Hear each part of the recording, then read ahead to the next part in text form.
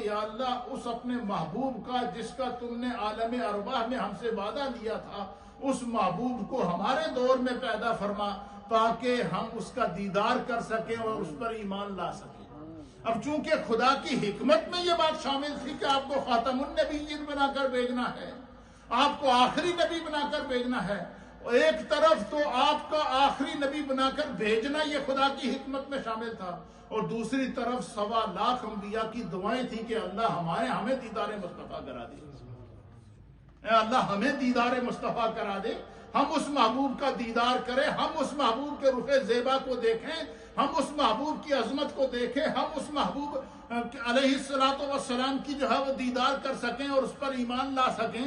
تو اب اللہ تعالیٰ کسی نبی کی دعا کو کبھی رد نہیں کرتا۔ امام فخر الدین رازی کرتے ہیں کہ 1.25 لاکھ انبیاء نے اپنی زندگیوں میں مصطفیٰ کریم کے دیدار کی دعا مانگی تھی۔ اب خدا کی حکمت میں شامل تھا کہ آپ کو آخری نبی بنا کر بھیجنا ہے، اور اللہ تعالیٰ نے اپنی حکمت کے مطابق اول ما خلق اللہ نوری کے تحت تو سب سے پہلے مصطفیٰ کے نور کو پیدا کیا، لیکن وجود مصطفیٰ کو کا ورود اللہ تعالیٰ نے آخری نبی کے طور پر دنیا میں بھیجنا تھا، اور دوسری طرف 1.25 لاکھ انبیاء کی دعائیں تھی کہ خدایا ہمیں اپنے محبوب کا دیدار کرا دے۔ اب مجھے بتائیں کہ جس محبوب، خالی اس بات کی چھوڑیے اس چیز کو، صرف اس آپ سارے یہاں عقل و دانش والے لوگ بیٹھے ہیں، فکر والے لوگ بیٹھے ہیں، ہمیں اللہ نے سمجھ عطا فرمائی ہے، صرف اس بات میں آسان پیرائے میں پورا آپ کو سمجھاتا ہوں۔ آپ خالی اس بات پر غور کیجئے کہ اس محبوب کی عظمت کا کون اندازہ لگا سکتا ہے جس کے دیدار کے لیے 1.25 لاکھ نبیوں نے دعائیں کی، 1.25 لاکھ انبیاء نے جس محبوب کے رخ والضحیٰ کو دیکھنے کے لیے کیا کیا ہو،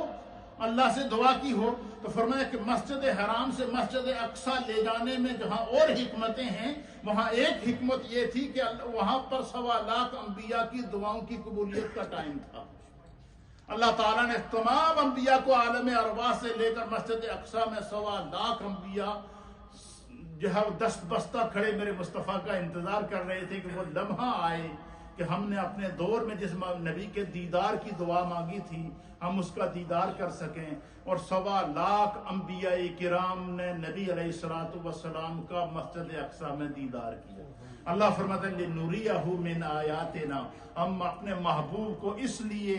مسجد حرام سے مسجد اقصیٰ لے گئے تاکہ لِنُرِيَهُ مِنْ آیَاتِنَا، ہم اپنی چند نشانیاں ان کو دیکھیں۔ اور وہ نشانیاں کیا تھیں؟ ان میں سے سب سے بڑی نشانی یہ تھی کہ 1.25 لاکھ انبیاء اپنی قبروں سے اٹھ کر مسجد اقصیٰ میں واپس دنیا میں کھڑے تھے، اور ہر نبی جو ہے وہ نگاہیں دروازے کے اوپر لگایا ہوا تھا کہ وہ لمحہ کب آئے گا کہ جس نبی کے لیے ہم نے اپنی زندگی میں دیدار کی دعائیں کی تھیں، آج ہم اس کے دیدار سے شاد کام ہو جائیں۔ تو 1.25 لاکھ انبیاء نے میرے مصطفیٰ کے دیدار کی خدا سے دعائیں کی ہوئی تھیں، ان دعاؤں کی قبولیت کا وقت تھا، اس لیے اللہ تعالیٰ نے چاہا کہ محبوب کو مسجد حرام سے مسجد اقصیٰ لے جایا جائے تاکہ نبیوں کی دعا بھی قبول ہو جائے، نبیوں کا دیدار مصطفیٰ بھی ہو جائے۔ اور یہ ایک حکمت تھی۔ اور دوسری حکمت کیا تھی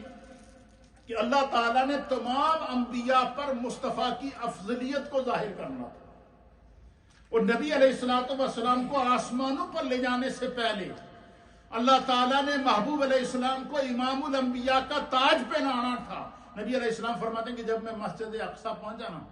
تو 1.25 لاکھ انبیاء دست بستہ کھڑے میرے انتظار میں تھے۔ حضور علیہ السلام کرنا ایک ایک نبی سے میں ملا،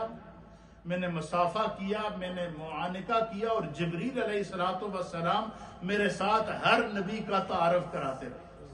کہتے ہیں جب تمام انبیاء اکرام میرا دیدار کر چکے، تمام انبیاء اکرام مجھ سے ملاقات کر چکے، تو سرکار دو عالم صلی اللہ علیہ وسلم فرماتے ہیں کہ جبریل نے مجھے میرے دائیں ہاتھ سے پکڑا اور مجھ سے فرمایا کہ آپ مصلی امامت پر تشریف لے جائیں، اللہ چاہتا ہے کہ جن ان نبیوں کی دعا قبول ہو چکی ہے ان کو شرف عطا فرمائیں کہ یہ سارے کے سارے آپ کی امامت میں نماز ادا کریں۔ اب اللہ تعالیٰ نے جب تمام انبیاء پر افضلیت مصطفیٰ کو ظاہر کیا تو جبریل علیہ السلام کو حکم دیا کہ میرے محبوب کو مصلی پہ کھڑا کرو، اور حضور نے 1.25 لاکھ انبیاء کو نماز پڑھائی۔ حضور نے 1.25 لاکھ امام الانبیاء کا تاج پہنایا گیا آپ کو۔ اب اسی طریقے سے جب نبی علیہ الصلوۃ والسلام نے چاہا کہ میرے تمام صحابہ کے اوپر ابو بکر صدیق کی افضلیت کو تمام صحابہ پر ظاہر کیا جائے، تو حدیث کے اندر آتا ہے حضور نے فرمایا مروا ابا بکر ان یصلی بالناس، ابو بکر سے کہہ دو کہ وہ لوگوں کو نمازیں پڑھائیں۔ اور حضور علیہ الصلوۃ والسلام کے ایام علادت کے اندر 17 نمازیں حضرت ابو بکر صدیق نے پڑھائی۔ علماء نے لکھا ہے کہ جب اللہ نے تمام 1.25 لاکھ انبیاء پر افضلیت مصطفیٰ کا اعلان کیا تو آپ کو مسجد اقصی کے مسلح پہ کھڑا کیا، اور میرے مصطفیٰ نے کم و بیش 1.25 لاکھ صحابہ پر حضرت ابو بکر صدیق کی افضلیت کا جب اعلان کیا تو آپ کو اپنے سامنے مسلح پر کھڑا کیا اور کہا کہ تمام صحابہ کو نماز پڑھاؤ۔ یہ اللہ یہ تیسری حکمت تھی کہ اللہ تعالیٰ محبوب علیہ الصلوۃ والسلام کو تمام انبیاء اکرام کی دعاؤں کی قبولیت کا وہ لمحہ تھا۔ تیسرا یہ کہ حضور علیہ الصلوۃ والسلام فرماتے کہ کم و بیش 1.25 لاکھ صحابہ 1.25 لاکھ انبیاء کا اجتماع مسجد اقصی میں میرا انتظار کر رہا تھا، جن کو میں نے نماز پڑھائی، جن سے گفتگو کی، جن سے ملاقات کی۔ پھر حضور فرماتے ہیں کہ جب جبریل علیہ الصلوۃ والسلام مجھے مسجد حرام سے مسجد اقصی لے کر آئے تو کم و بیش 40,000 ایک روایت کے مطابق، اور ایک روایت کے مطابق 70,000 فرشتوں کا جلوس میرے مصطفیٰ پر درود و سلام پڑھتے ہوئے آپ کو لے کے جا رہا تھا، پورے پروٹوکول کے ساتھ لے کے جا رہا ہے، براق جنتی سواری کے اوپر آپ کو لے جایا جا رہا تھا۔